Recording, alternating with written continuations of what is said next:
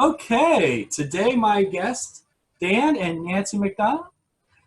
Dan leads the music and is also, they head up the Owls. So welcome, guys. Thanks. Welcome. Thank you. So, Welcome to our dining room. same here. So, what's actually going on because of the pandemic? What are you guys experiencing? Absolutely nothing. We're sitting home. We're both working. Yeah, we're both working and we're both healthy. So praise the Lord. Absolutely. So, heading up the Owls. Now, how long have you guys been doing that?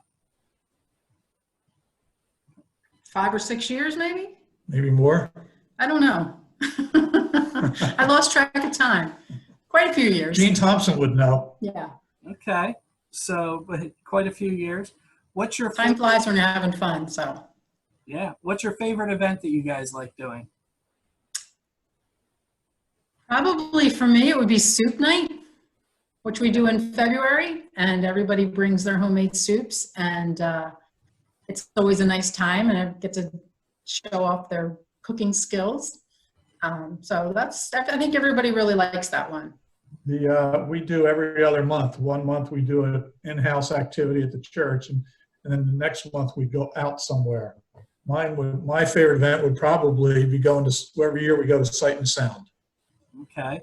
So I have a little follow-up on it. So we're kind of getting into this early, but the Sight and Sound. So you guys go out to Lancaster, you see it. What was your favorite Sight and Sound play that you guys have seen? Wow.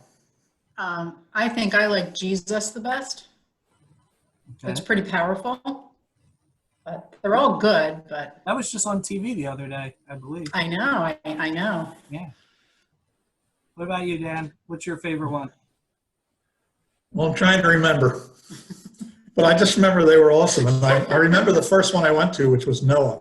Okay. Although we didn't go with the Owls, we went with our family with that one. And at the end, the front of the ark turned into a cross and they gave the gospel. And I was just amazed that a production like that would and they do it every time with each one. They're really good with it. But I would have to say Jesus. It's the most recent we saw, and that was pretty powerful. Yeah. So since we're talking about going out to Lancaster, I'm going to go into my deep dive section. I'll go into it a little earlier than I normally do. But I have a story about Nancy. Did you hit a little person in the face with a purse while out in Lancaster?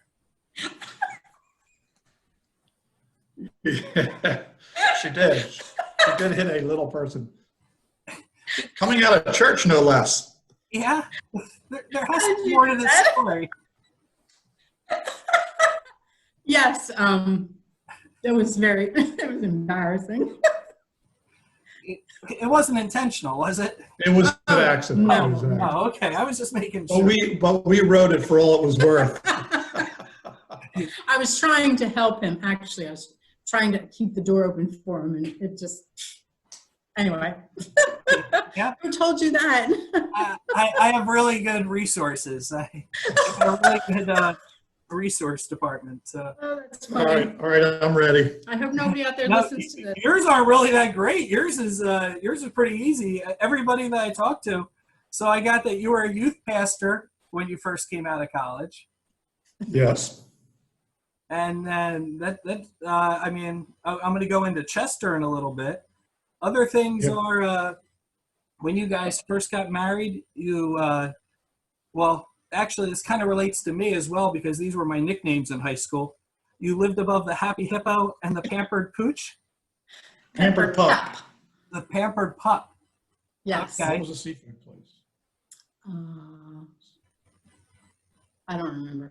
It was a seafood So- place. Yes, Happy Hippo was in Morristown, and the Pampered Pup was here in Maple Shade. So There how was a did you seafood place decide, next door. how are those, like you just were looking around and you're like, hey, these are kind of cool places. I'll live above a toy store. And Well, they were the cheapest we could find when we were first married because we didn't have any money. It was a cute little apartment. I really liked it. It was $225 a month. That was everything. wow. Yeah. Yeah. And then you grew, and then you moved in later to your parents' house. Is that correct? Yes, we did. And we bought it a few years later. Right. How was that? Like, That was great. living in your childhood home. Like, did you like have a lot of memories? Was it a lot different?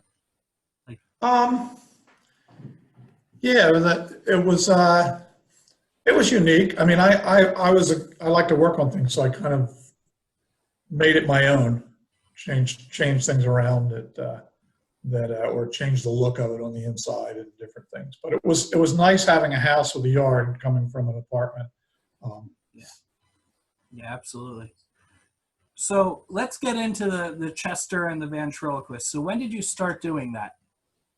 I started doing it in in college. I don't know whether you ever heard of the Griner family. Bevan Griner has a dummy called Julius. He's been doing it since, for the last 40 years, I guess he's been doing it. Maybe more than that, since he was a kid. But anyway, he and I were on the baseball team, and we went to Florida for spring training. And when we were down there, somehow he started teaching me it, and the whole way home, I just kept saying, "The boy bought the basketball," but without moving my mouth, and drove everybody crazy in the van, all the baseball players. They despised me after that, but it stuck.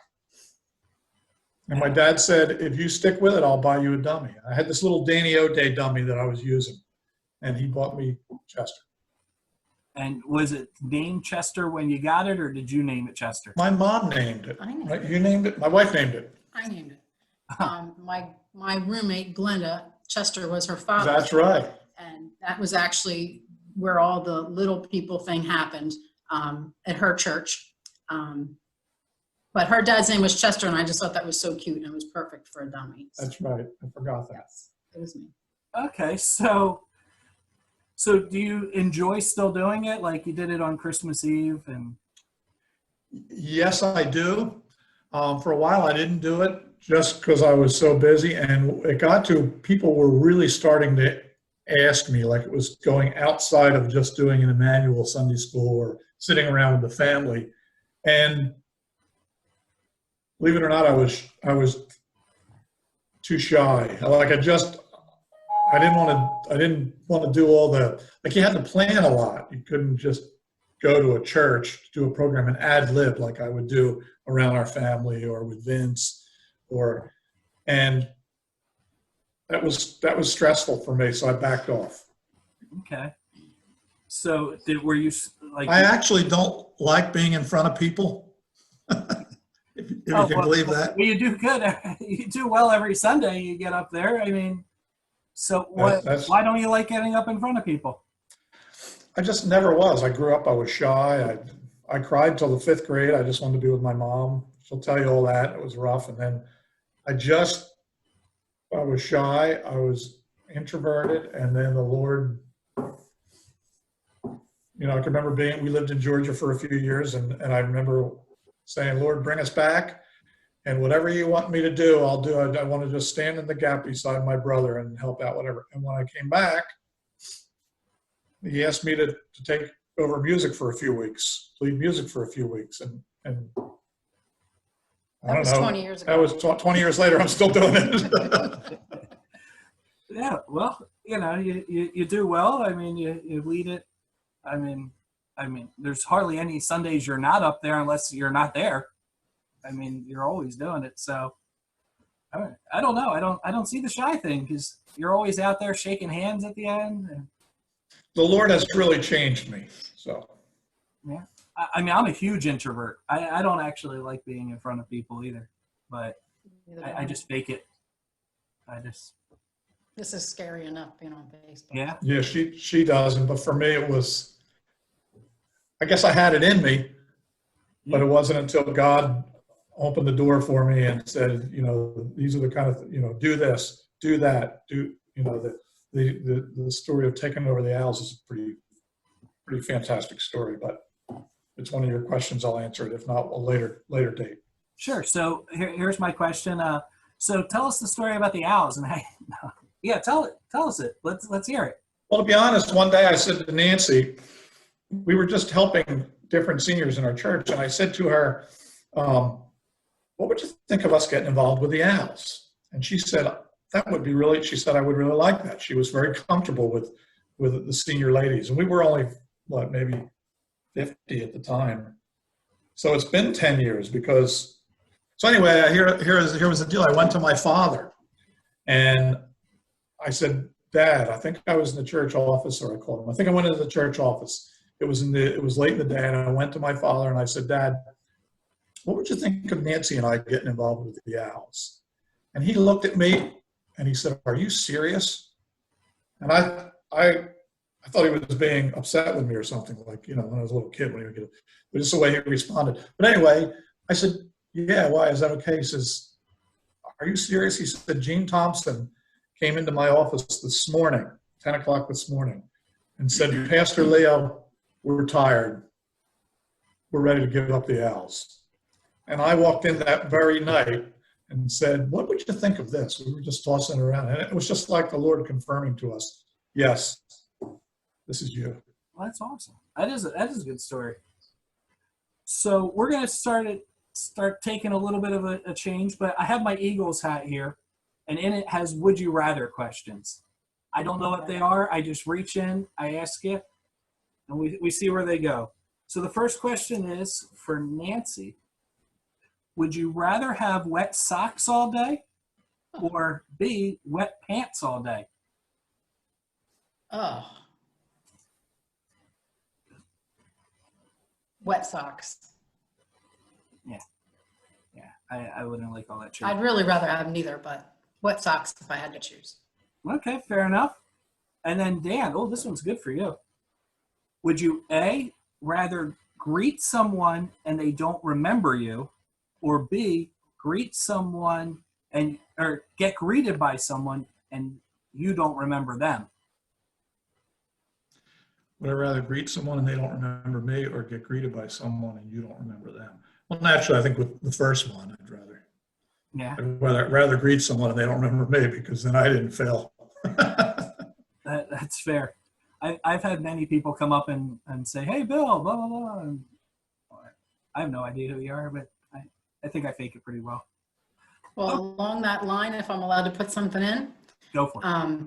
When, I don't know how many times in my life, some people, I always feel like they don't remember me.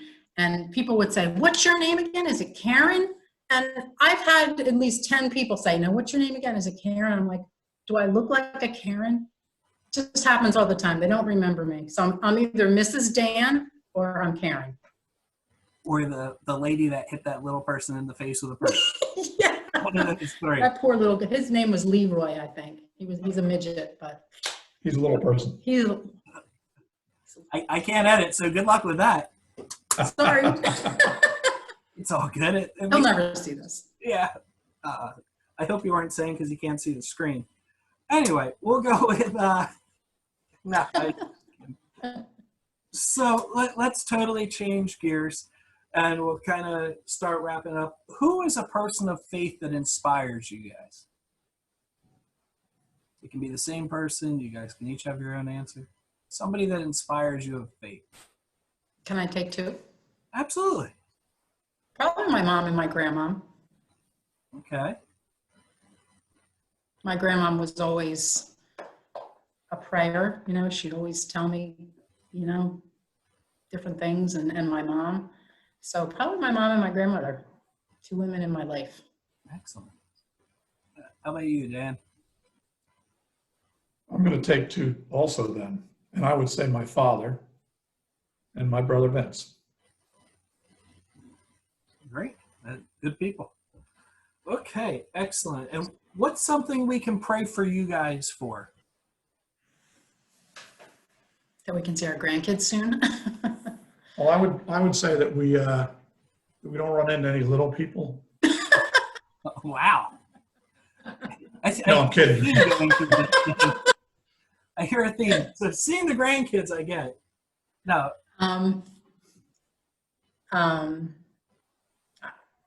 Probably just like along the line with our seniors, you know, some of them we're trying to help, but because you can't really see them, you know, just reaching out on the phone, and it's, you know, that's what we're trying to do.